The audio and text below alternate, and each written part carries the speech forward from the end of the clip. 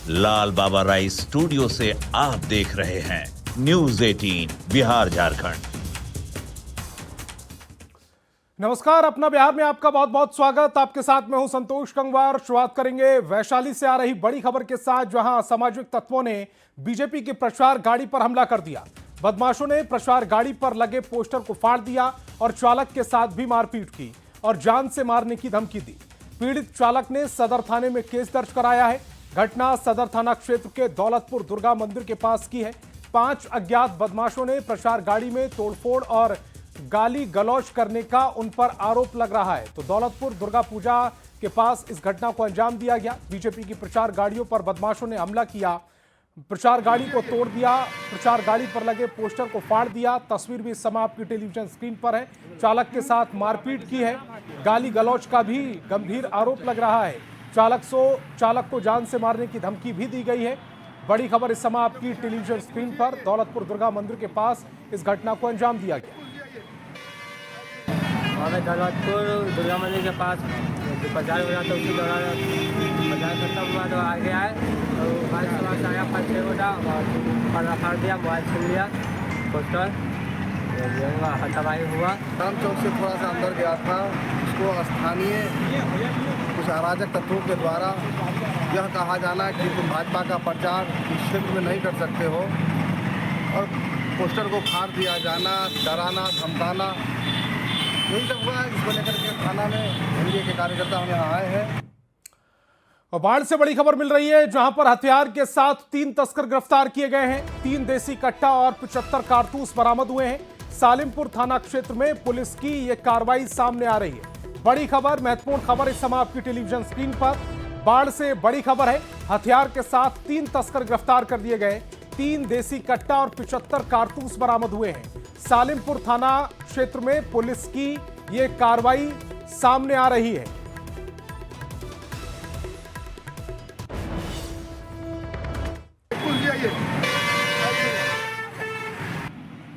गठित टीम के द्वारा इस पूरे इन लोगों के घर का घेराबंदी करते हुए इनके घर पे छापेमारी किया गया।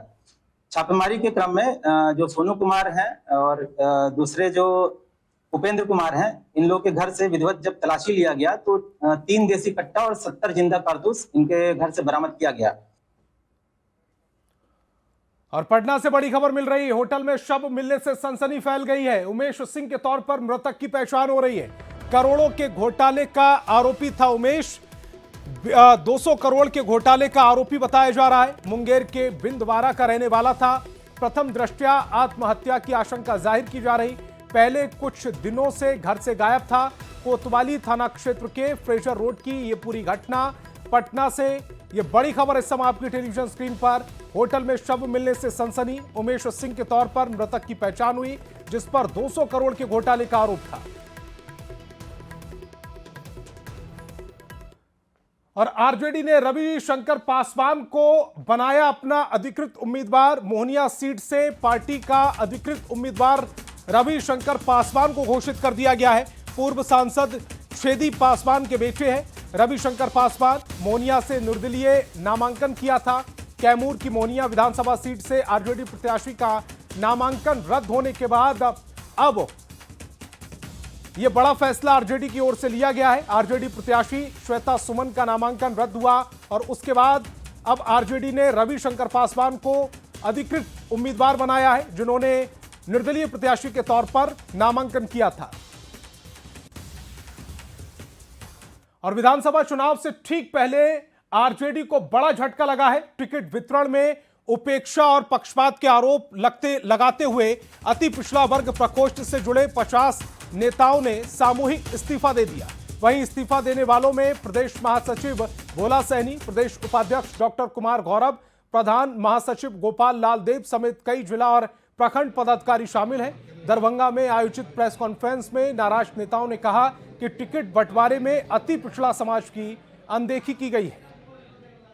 विधानसभा में सैकड़ों महिलाओं का संवाद किया, सैकड़ों संवाद महिलाओं का किया, जिसमें माई बहन योजना हो, तेजस्वी जी की जितनी सभा हुआ उसमें मैंने भाग लिया, लेकिन उसका प्रतिफल किसी अति पिछड़ा समाज को नहीं मिला।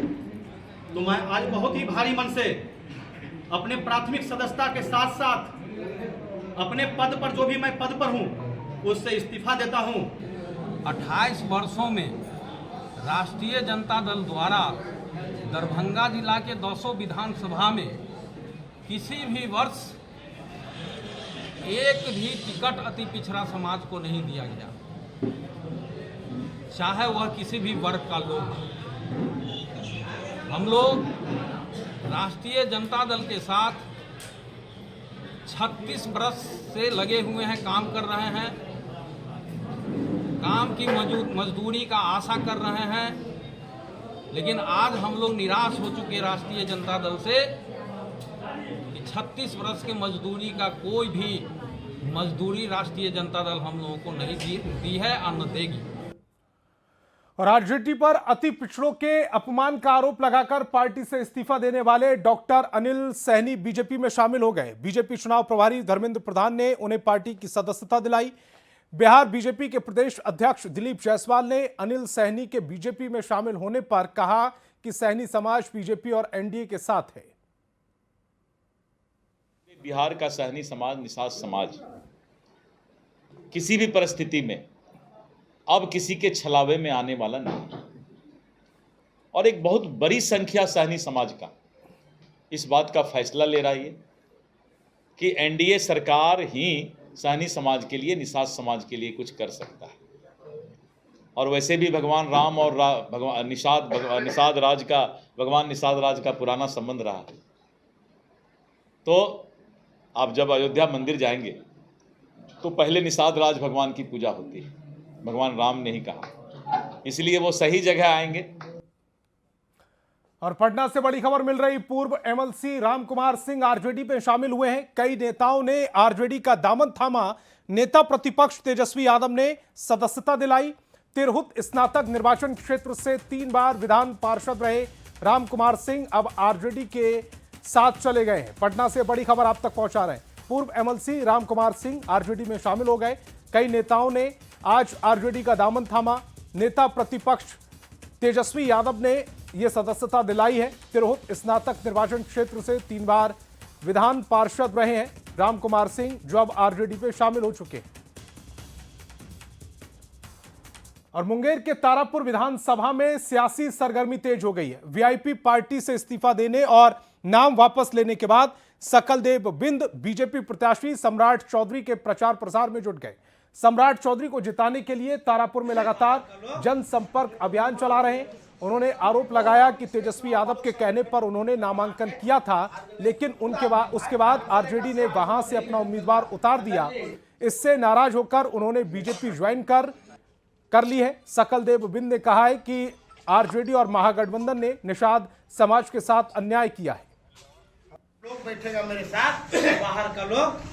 तो निषाद समाज के साथ अन्याय का ये बड़ा आरोप लगाया गया है सकलदेव बिंद की ओर से, जो अब बीजेपी प्रत्याशी सम्राट चौधरी के लिए प्रचार प्रसार कर रहे हैं। हम कर लिया। आज बिंद के साथ इतना बड़ा अत्याचार हो रहा है पूरे बिहार में। आप देख लीजिए, हमको टिकट से अलग कर दिया गया। आप देख लीजिए, बाल गोविंद बिंद जहां चुनाव लड़ रहे वीआईपी से, अब ब्रज किशोर बिंद दे दिया है टिकट आरजेडी लालटेन छाप चैनपुर विधानसभा से। तो बिंद के साथ तो भारी बहुत बड़ा अन्याय कर रहा है। बिहार के बाद पूरे देश में एसआईआर की तैयारी है। निर्वाचन आयोग ने एसआईआर की तैयारियों की समीक्षा शुरू कर दी है। देशव्यापी एसआईआर तैयारियों की समीक्षा शुरू कर दी गई। राज्य और केंद्र शासित प्रदेशों के मुख्य निर्वाचन अधिकारियों का यह सम्मेलन, मुख्य निर्वाचन आयुक्त ने सम्मेलन की अध्यक्षता की। निर्वाचन आयुक्त डॉक्टर सुखवीर सिंह संधू और डॉक्टर विवेक जोशी रहे मौजूद। राज्य और केंद्र शासित प्रदेशों में विस्तृत प्रस्तुति दी। मतदाताओं की संख्या, मतदाता सूची पर खास प्रेजेंटेशन भी दिया गया।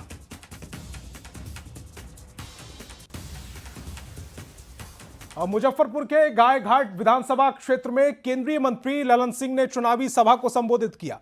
ललन सिंह ने कहा कि जेडीयू प्रत्याशी कोमल सिंह के लिए उन्होंने वोट मांगे। वहीं तेजस्वी के सरकारी वाले वादे पर तंज कसते हुए उन्होंने कहा कि उनके पास पुराना फॉर्मूला है। जब पिता रेल मंत्री थे तो जमीन का कागज लेकर नौकरी ले लेते थे। केवल ये नौकरी तो दिए थे ना उनके पिताजी, तो नौकरी का फॉर्मूला उनके पास ऑलरेडी है।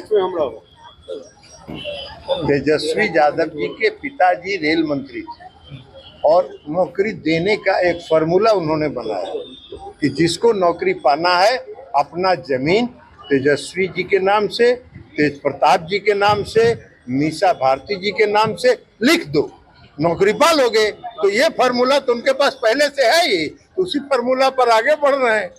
इस बार कितनी सीट जीतेंगे सर आप लोग? आप जितना कल्पना कर रहे हैं उससे ज्यादा सीट जीतेंगे। 2010 में जितना सीट जीते थे उससे ज्यादा। और अगली खबर गया जी से है, जहां डिप्टी सीएम सम्राट चौधरी ने गुरुआ विधानसभा क्षेत्र में एनडीए प्रत्याशी उपेंद्र प्रसाद के समर्थन में चुनावी रैली को संबोधित किया और जनता से वोट देने की अपील भी की। वहीं सम्राट चौधरी ने सरकार की उपलब्धियों को भी गिनाया, कहा कि बिहार के मुख्यमंत्री लाचार नहीं बल्कि काम करने वाले हैं। लालू यादव ने 94,000 नौकरी भी नहीं दी। नीतीश ने अपने शासनकाल में 18 लाख लोगों को सरकारी नौकरी दी।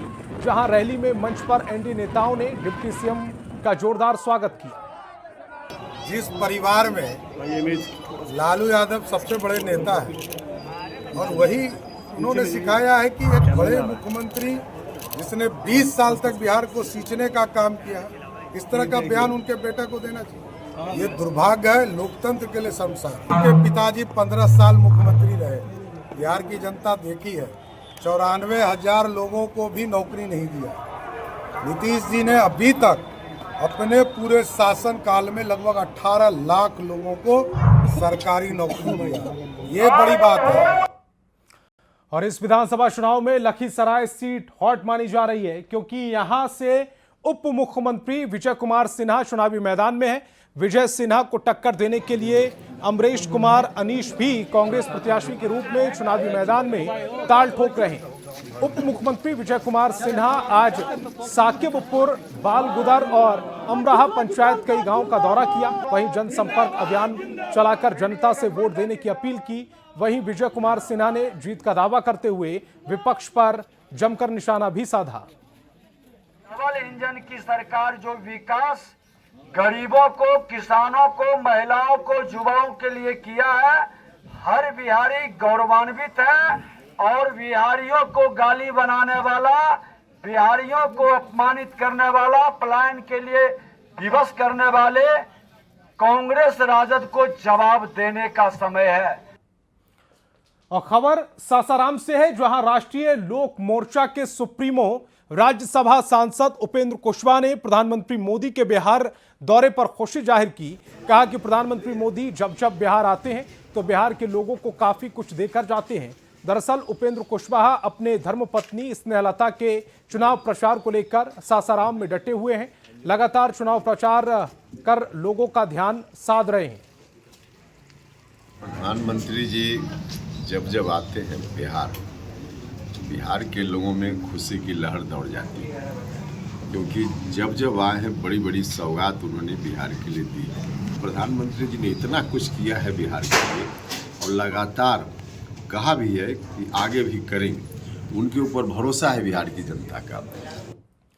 और खबर बाढ़ से, जहां विधानसभा से बीजेपी प्रत्याशी डॉक्टर सियाराम ने अथमल गोला में जनसंपर्क अभियान चलाकर जनता से वोट देने की अपील की। वहीं बीजेपी ने अथमल गोला में चुनावी कार्यालय का भी उद्घाटन किया।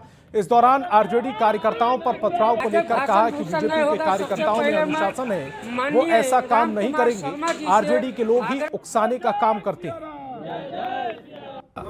राजनीतिक में हिंसा का कोई जगह नहीं है और ये हमारे कार्यकर्ता, एनडीए के कार्यकर्ता ऐसा काम नहीं कर सकते हैं। ये महागठबंधन के लोग ही उस्काने वाला बयान देते हैं। और 24 अक्टूबर को प्रधानमंत्री मोदी बेगूसराय आ रहे हैं, जहां वो एनडीए के पक्ष में चुनावी प्रचार करेंगे और जनसभा को संबोधित करेंगे। प्रधानमंत्री के आगमन को लेकर एनडीए कार्यकर्ताओं की ओर से जोर शोर से तैयारी की जा रही है। भव्य पंडाल से लेकर सुरक्षा को भी पुख्ता किया जा रहा है। उलाव हाई अड्डा कार्यक्रम स्थल से ज्यादा जानकारी दे रहे हैं संवाददाता संतोष कुमार। 24 अक्टूबर को भारत के प्रधानमंत्री नरेंद्र मोदी बेगूसराय पहुंच रहे हैं, जहां वह एनडीए के पक्ष में प्रचार प्रसार करेंगे। तथा एनडीए के जो भी प्रत्याशी हैं उनके पक्ष में प्रचार करेंगे। अभी हम खड़े हैं बेगूसराय के उलाव में, जहां प्रधानमंत्री नरेंद्र मोदी का कार्यक्रम आगामी 24 अक्टूबर को होने वाली है। हम दिखा सकते हैं किस तरह से यहां तैयारियां की गई हैं। बड़े भव्य पंडाल लगाए गए हैं। चूंकि अनुमान है कि लाखों की संख्या में यहां लोग पहुंच सकते हैं। चूंकि बेगूसराय में 7 विधानसभा हैं, जिनमें से 3 पर भाजपा ने अपने प्रत्याशी खड़े किए हैं तथा 2 जदयू एवं 2 लोजपा के खाते में है। तो सभी एनडीए प्रत्याशियों के लिए प्रधानमंत्री जो है यहाँ जनता को संबोधित करेंगे तथा वोट देने की अपील करेंगे। यहाँ लगभग 1.5 लाख भीड़ आने की उम्मीद है और कार्यक्रम की तैयारी पूरे हर जगह घर घर जा कर के लोग संपर्क किया जा रहा है। हमारे कार्यकर्ता जितने भी हैं प्रत्येक विधानसभा, प्रत्येक पंचायत, प्रत्येक बूथ पर जा कर के लोगों से संपर्क कर रहे हैं। देखिए, माननीय प्रधानमंत्री जी का यह बेगूसराय में जब हमसे याद है ये चौथा उनका आगमन हो रहा है इस प्रधानमंत्री के बतौर प्रधानमंत्री के तौर पे बेगूसराय में। निश्चित रूप से बेगूसराय में एनडीए के कार्यकर्ताओं में काफ़ी खुशी है, क्योंकि एक ऐसा नेता जो विश्व का सबसे लोकप्रिय नेता का आगमन 24 तारीख को दिन के 11 बजे यहाँ पर वो आने वाले हैं।